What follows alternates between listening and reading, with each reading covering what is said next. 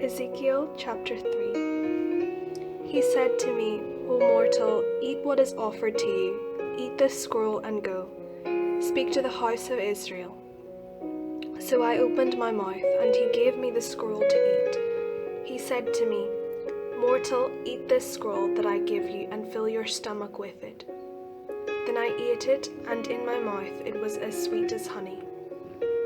He said to me, Mortal, go to the house of Israel, and speak my very words to them. For you are not sent to a people of obscure speech and difficult language, but to the house of Israel, not to many peoples of obscure speech and difficult language, whose words you cannot understand. Surely if I sent you to them, they would listen to you. But the house of Israel will not listen to you, for they are not willing to listen to me, because the house of Israel have a hard forehead and a stubborn heart. See, I have made your face hard against their faces, and your forehead hard against their foreheads. Like the hardest stone, harder than flint, I have made your forehead. Do not fear them or be dismayed at their looks, for they are a rebellious house. He said to me, Mortal, all my words that I shall speak to you, receive in your heart and hear to your people, and speak to them. Say to them, Thus says the Lord God, whether they hear or refuse to hear. Then the Spirit lifted me up, and as the glory of the Lord rose from its place, I heard behind me the sound of loud rumbling.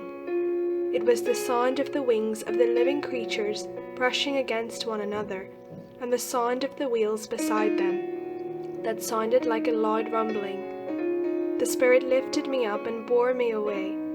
I went in willed bitterness in the heat of my spirit, the hand of the Lord being strong upon me. I came to the exiles at Tel Aviv, who lived by the river Chebar, and I sat there among them, stunned, for 7 days. At the end of the 7 days, the word of the Lord came to me. Mortal, I have made you a sentinel for the house of Israel. Whenever you hear a word from my mouth, you shall give them warning from me. If I say to you, give them no warning, or speak to warn the wicked from their wicked way, in order to save their life, those wicked persons shall die for their iniquity. But their blood I will require at your hand. But if you warn the wicked and they do not turn from their wickedness or from their wicked way, they shall die for their iniquity, but you will have saved your life. Again, if the righteous turn from their righteousness and commit iniquity, and I lay a stumbling block before them, they shall die, because you have not warned them. They shall die for their sin, and their righteous deeds that they have done shall not be remembered. But their blood I will require at your hand. If, however, you warn the righteous not to sin, and they do not sin, they shall surely live, because they took warning, and you will have saved your life. Then the hand of the Lord was upon me there, and he said to me, Rise up, go out into the valley, and there I will speak with you. So I rose up and went out into the valley. And the glory of the Lord stood there like the glory that I had seen by the river Chebar, and I fell on my face. The Spirit entered into me and set me on my feet, and he spoke with me and said to me, Go, shut yourself inside your house.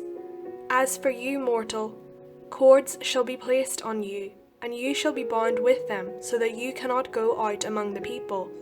And I will make your tongue cling to the roof of your mouth, so that you shall be speechless and unable to reprove them, for they are a rebellious house.